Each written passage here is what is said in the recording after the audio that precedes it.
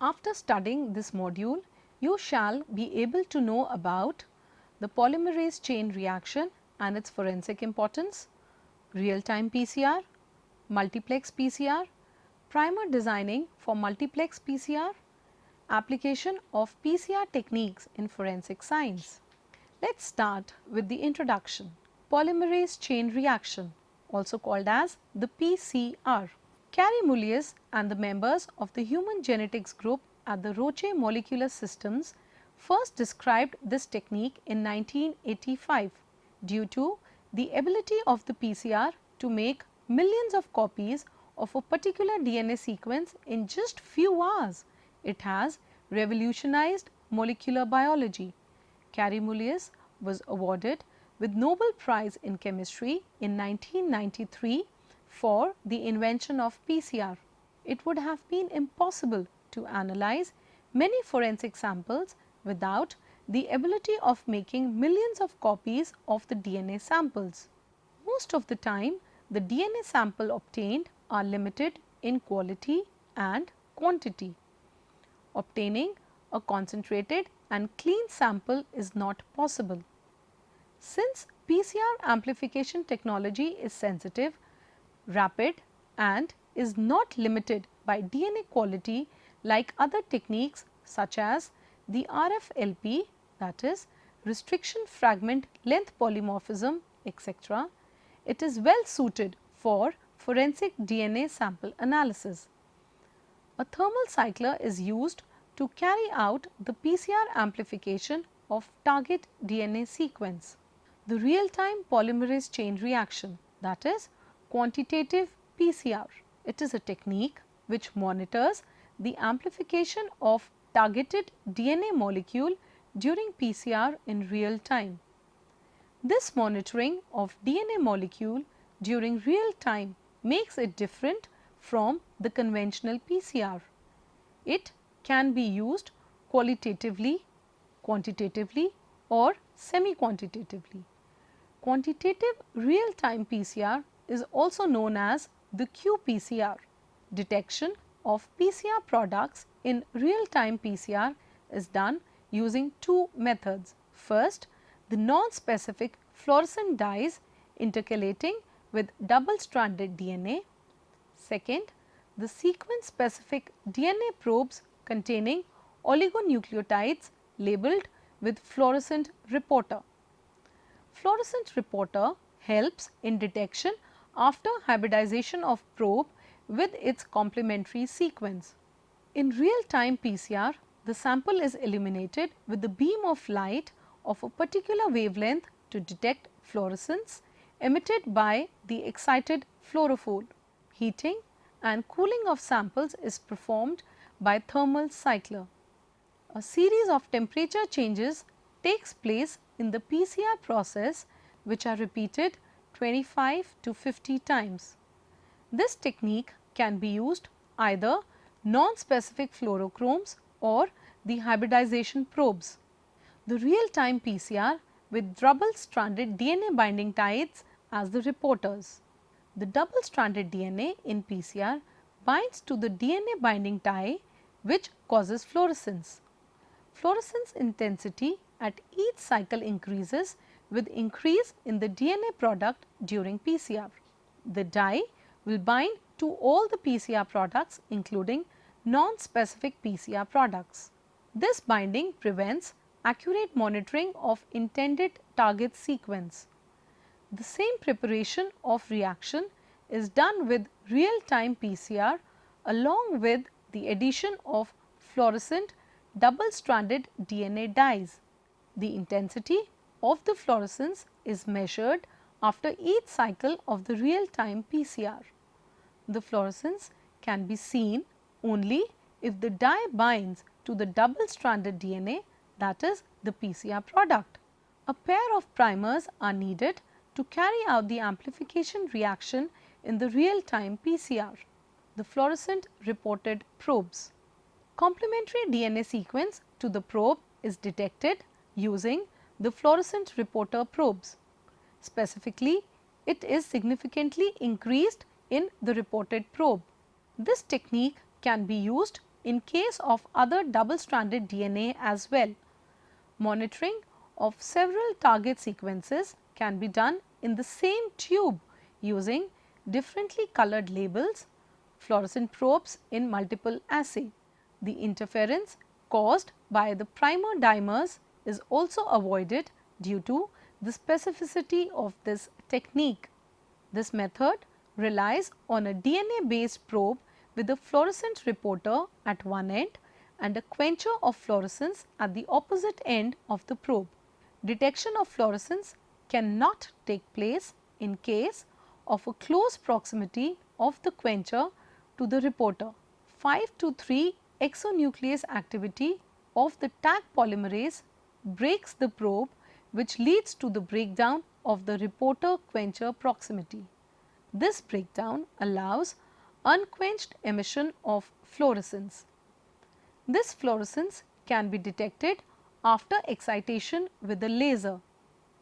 An increase in the product targeted by the reporter probe at each PCR cycle causes a proportional increase in the fluorescence due to the breakdown of the probe and the release of the reporter.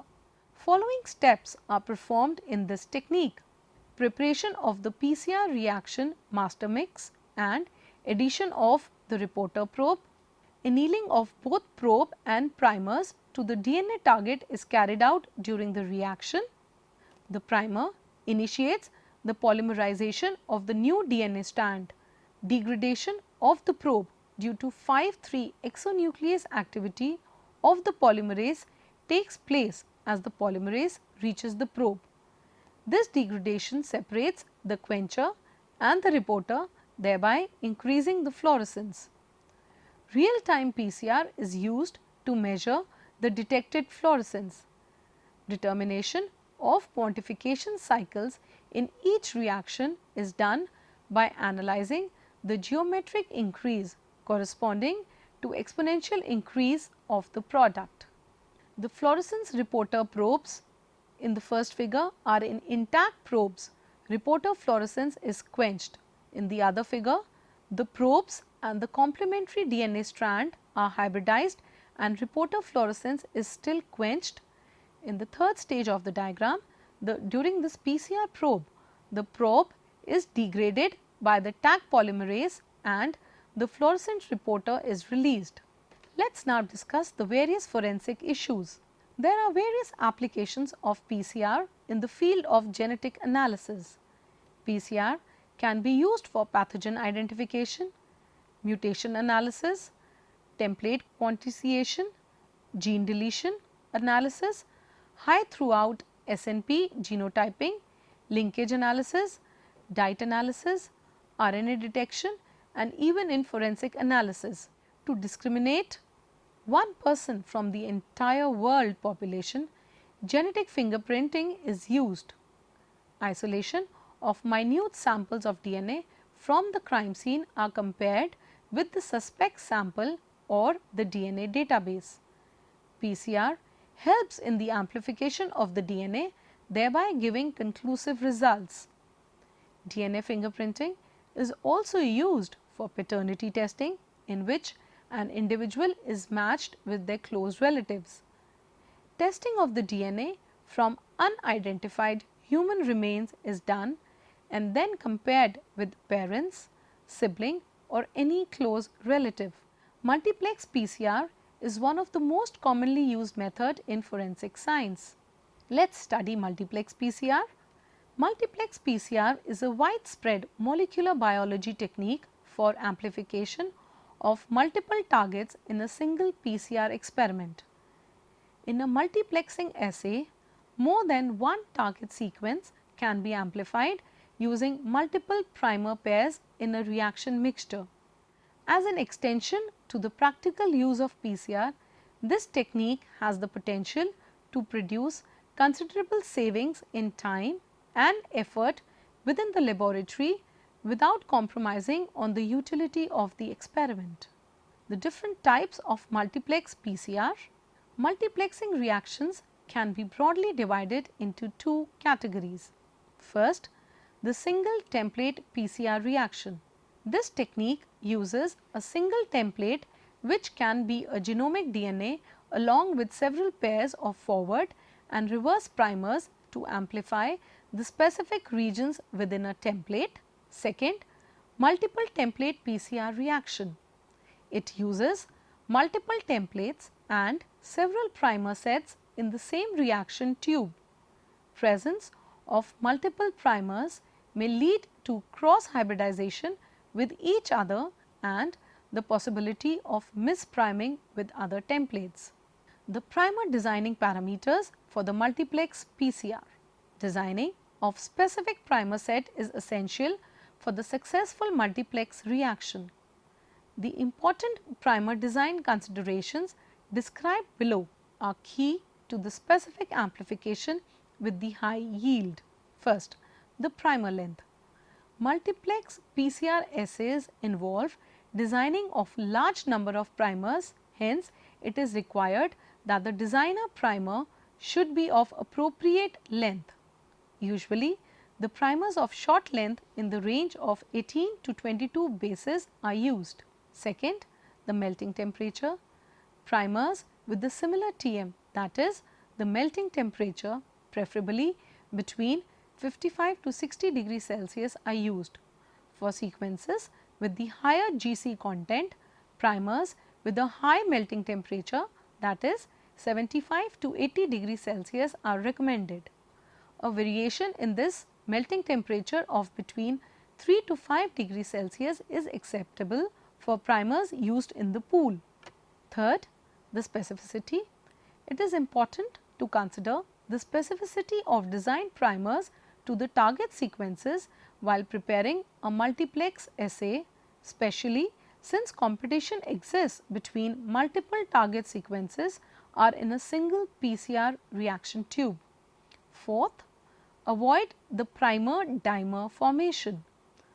The design primers should be checked for formation of primer dimers with all the primers present in the reaction mixture.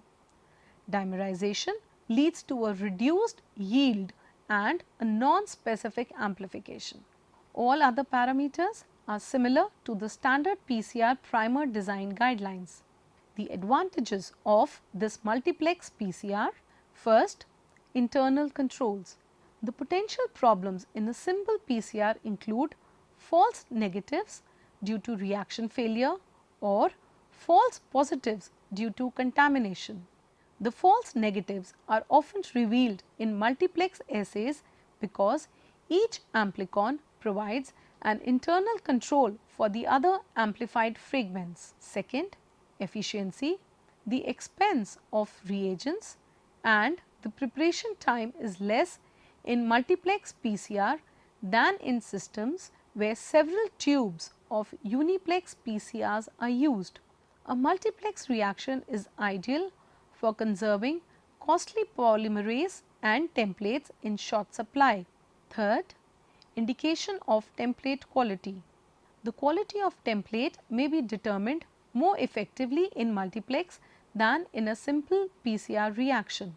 Indication of template quantity.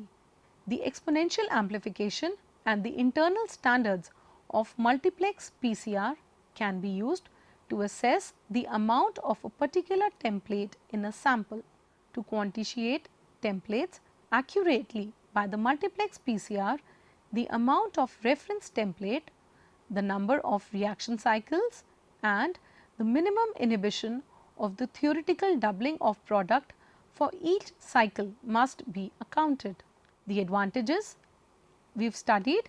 Now, we will study the applications of multiplex PCR. Pathogen identification, high throughput SNP genotyping, mutation analysis, gene deletion analysis, template quantification, linkage analysis, RNA detection, forensic studies. Now students, let us study the summary of the entire module.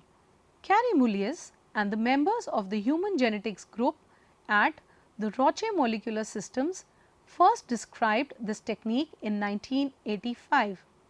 A thermal cycler is used to carry out the real-time PCR. Polymerase chain reaction, that is PCR, is of great importance to DNA typing laboratories.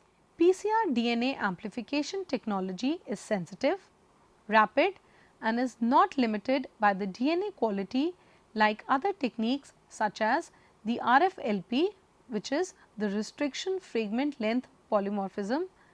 It is well suited for forensic DNA sample analysis. Real-time PCR is a technique which monitors the amplification of the targeted DNA molecule during PCR in real time and can be used qualitatively, quantitatively or semi-quantitatively. Quantitative real-time PCR is also known as the qPCR. In real-time PCR, the sample is illuminated with the beam of light of a particular wavelength to detect fluorescence emitted by the excited fluorophore. Double-stranded DNA in the PCR binds to the DNA binding dye which causes fluorescence. Fluorescence intensity at each cycle increases with the increase in DNA product during PCR. Only a pair of primers are needed to carry out the amplification reaction in real-time PCR. This is the main advantage as it has been compared to the other PCR techniques.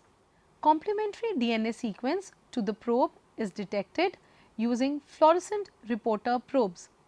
Specificity significantly increases when a reported probe is used for detection.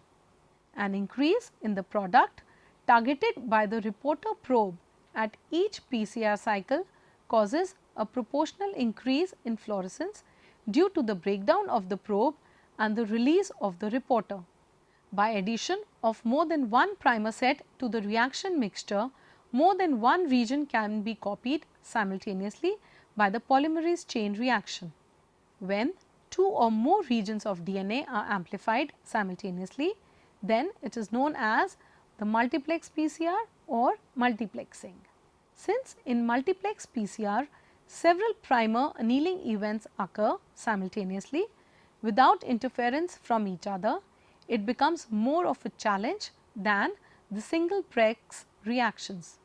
PCR products yields in the form of STR peak height and evaluation of its performance is done at optimal annealing temperature like 59 degrees Celsius and 2 to 4 degrees less or high like the 55 degrees Celsius, 57 degrees Celsius, 61 degrees Celsius or the 63 degrees Celsius. Differences, if any, would be noted according to the optimal annealing temperature. As compared to the single plex reactions, concentration of D-NTPs, that is the deoxynucleotides and magnesium chloride are slightly increased in the multiplex PCR.